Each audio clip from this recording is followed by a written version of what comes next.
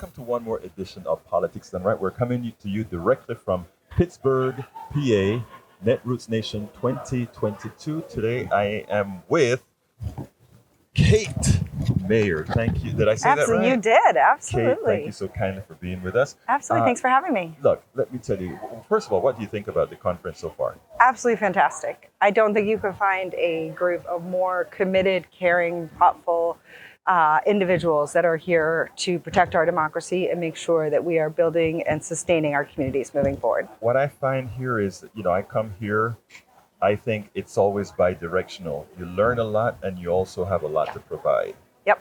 And I imagine that is the same with you and with the company that you're representing. Tell us a little bit about what you're doing. Absolutely. I am the founder and director of Be the Ones, which is a nonpartisan organization working to increase and revolutionize civic participation at the local level. Mm-hmm. And we do that through education campaigns that combine technology, storytelling, and real life experience. So what we're really trying to do is break down what our local state leaders do and why we should care.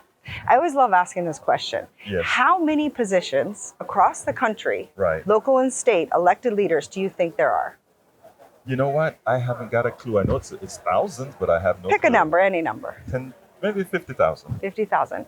550,000. No. There are 550,000 people across this country in our communities that are making decisions about our lives every day, right? Why we're sitting here, what we're drinking, what we're eating, how safe our communities are. And the reality and what research shows is that most people don't even know that these people exist, let alone what their roles and responsibilities are. So that's what we want to do. We want to bring awareness to who these people are, how they impact our lives, and how we can get in our communities and take action to ensure that we are building equitable, sustainable communities for all of us across the country. For all those beautiful words, to a lot of people, they hear those words and say, pie in the sky. But there's one word that you use in that whole litany of words that I really love, and that is story. Yeah. And the reason I love the word story is that if you can tell someone's story or you can tell a message within that person's story, then you can actually reach that person. Something that we haven't yet learned to do as a society. It's funny you bring that up. In our research and conversations, there is sometimes this negative connotation of story and storytelling, right? Especially in the society and world we live in right now with misinformation and disinformation, right? Think about it when we were kids. We read these stories that were fictional and fairy tales.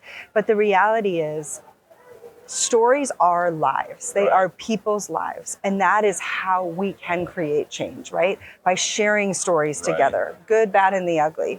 And a lot of what we've heard at this conference is, you talked about training and tools in addition, is how do we tell our stories in a more effective way? And I truly believe that the change that we want to see, the stronger democracy, the healthy communities, that happens through storytelling. And storytelling is not a bad thing. I truly believe it is the most powerful and effective tool that we have in our toolbox to create the change that we want to. And we're also talking about personal stories, right? Absolutely. Personalizing, because when somebody see themselves in you, whoever you may be, 100%. They can see that it's not just me, or actually we actually share a common interest. Absolutely. I mean, I think we ran a campaign last fall around school boards and property taxes. And we had an individual in Pennsylvania who learned what the role of school board was through our storytelling. And because of that, she is now running for school board in her community.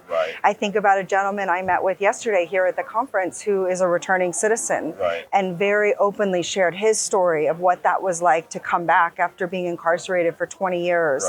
And, how what he was told was he needed to take an 8-week course on how to write a resume. And that's not what he needed when he returned, right? He needed life skills and figuring out how to get back into the community.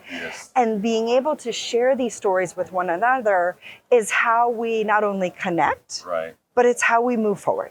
It's how we create, because we all have a story, right? We all have these stories that we have molded us and can be used to relate to one another. Well, Cate, all of this is great. All these words are great, right? Now, how do we instantiate that? How do we make it happen? Yeah.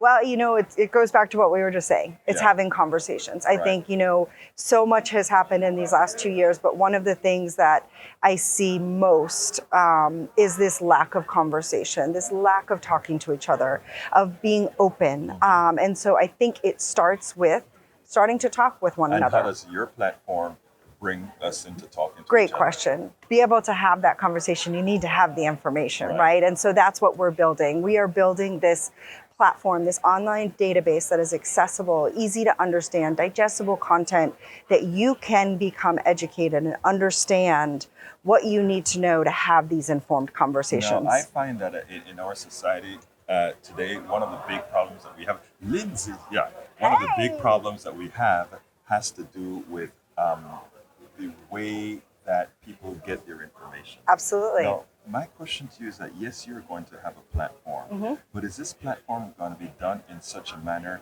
that it is accessible to everybody? Because the people that really need some help right now are the people that are least have things like computer systems and Wi-Fi and all of that. 100%. How are you going to bridge that gap? Yeah, so let me start by saying that as much as we do, we will never be fully accessible to every single person, and we recognize that. So an important step for us to take to get as close as we can is to bring people on our team and work alongside of us that have those lived and learned experiences, right? From a disability standpoint and also from a language standpoint. So one thing that we are moving forward this fall is to provide all of our resources and information in English and Spanish. Our goal is to be able to increase to as many languages as we possibly can with funding and resources next year. Funding and resources. I'll give you the website in a second. Yes. And then, as you said, with accessibility too, we are a digital first model, but we recognize that 46% of this country doesn't have access to broadband Wi-Fi. 46, as it relates in their homes, right? And so we know that digital can be our tool, but we also have to get on the ground and into communities that don't have access, right? And so how we do that is we partner with community organizations across the country to provide them the resources and materials to then go into their communities and give it to them. In terms of other ways that we are accessible, we are, really working towards including our information in a very factual, nonpartisan manner. This isn't about candidates. This isn't about who to vote for. Get away from that, yes. This is about educating on issues, and the way that we can do that in the most accessible way is to bring people into the conversation, into the table, back to the storytelling, right? That have those experiences and that have lived it, to be able to tell the truths. Cate Mayer, please tell them how we can get access to you. My website is betheones.org, BETHEONES.org. We're on social media, Twitter and Instagram at Let's Be The Ones. I would love to chat with you. We are just getting started. We actually going to give a quick pitch for an event. We have Vote Local Day on October 8th, which is a digital first, again, online virtual event where we are going to combine storytelling, performances, arts, fun, comedy, and education to help voters as we lead into the election in November, to really highlight those local and state positions that are on the ballot and that really, really, really have an impact as it relates to reproductive justice and voting access and education beyond just what's happening in DC. Cate Mayer, it's been my pleasure. It has been my pleasure. Thank you so much for having me. And I hope we'll be able to do this again. Absolutely. Even before next year. I tell you what, it's great that there's Zoom now and everybody's used to it. So let's keep it up and you keep doing that great work. Okay. Thank you so much for having me. I appreciate it.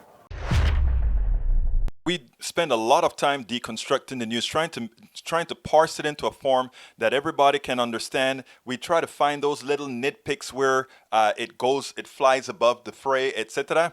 If you really like these videos that we do, I want to ask a big favor. Please go ahead, number 1, subscribe to our channel, and number 2, please join if you can. Thank you so kindly for watching. Keep watching. Please remember to share. We must populate the entire internet with our progressive message, a message that we know is what most Americans say that they want. So help us, please join.